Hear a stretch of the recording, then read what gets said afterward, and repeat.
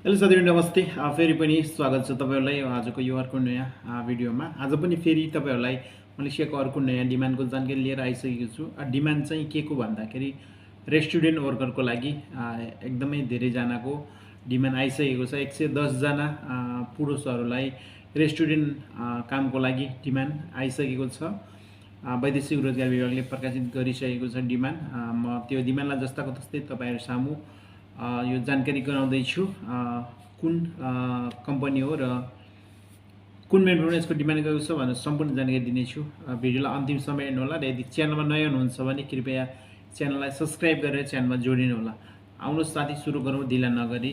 कुन रेस्टुरेन्ट अथवा कम्पनीको डिमान्ड हो र कुन मेन्टमा डिमान्ड गएको छ भनेर साथै कहिले अन्तर्वार्ता छ भनेर भिडियोलाई हेर्दै गर्नु।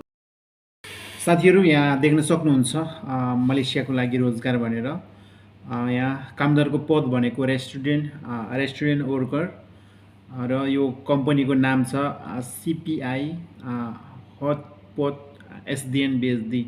सीपीआई हटपट एसडीएन बीएसडी र यसको पूर्व स्वीकृति मिति भनेको यो डिमान्डलाई कहिले स्वीकृति दियो वैदेशिक रोजगार विभागले भन्दा 2082 10 महिना 4 गते माघको 4 गते यो डिमान्डले स्वीकृति पाएर यो डिमान्ड प्रकाशित भइसकेको छ र मलेसिया शहरमा रहेको छ भने ल एलटी नम्बर यहाँ देख्न सक्नुहुन्छ 337240 यो एलटी नम्बर प्रयोग गरेर पनि हेर्न सक्नुहुन्छ तपाईहरुले। र कामदारको पद रेस्टुरेन्ट वर्कर र 100 जना पुरुषहरुको माग भइआएको छ। रेस्टुरेन्टको लागि हो यो डिमान्ड चाहिँ र मासिक तलब भनेको चाहिँ 1700 छ र योग्यता भनेको चाहिँ सम्बन्धित काममा दक्ष तपाई काम गर्न सक्ने हुनु पर्यो।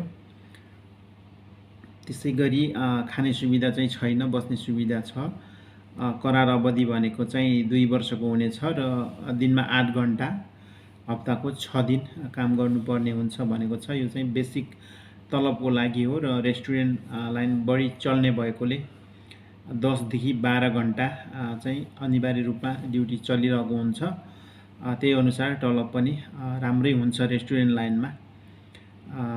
त्यो चाहिँ आफै विचार गर्नु होला। मेन पावरमा गएर राम्रोसँग बुझेर के कस्तो लाग्छ त्यही अनुसार तपाईहरुले एप्लाई गर्ने हो। मैले यस्तो छ मैले त जुन वैदेशिक रोजगार विभागले प्रकाशित गरेको डिमान्ड छ त्यो देखेर अथवा यहाँ म यतै बस्ने भएकोले रेस्टुरेन्ट लाइनहरु के कसरी चल्छ भन्ने त्यो हिसाबले 10-12 घण्टासम्म पनि काम हुन्छ भनेर भनेको हो। त्यो तपाईको आफ्नो इच्छा हो, विचार हो।